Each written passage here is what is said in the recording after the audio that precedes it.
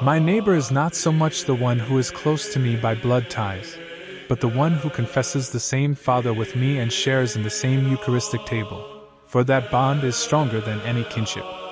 Similarly, dissimilarity in nature tends to create greater distances between persons than dissimilarity in ancestry. It is not measured by the fact that we live, with other people, under the same sky, in one universe. What matters to me is a different kind of communion that is above the celestial dome, where our heavenly homeland and life are. The Apostle Paul says, "For you died, and your life is hidden with Christ in God." We no longer live only on earth but also in a higher abode. We Christians have a different true light, a different homeland, different fellow citizens and relatives. That's why the Apostle Paul says, "Therefore, you are no longer strangers and foreigners, but fellow citizens with the saints and members of the household of God." You wonder how Christ called the Samaritan close, even though there was a great difference between the Samaritan and the true Judean?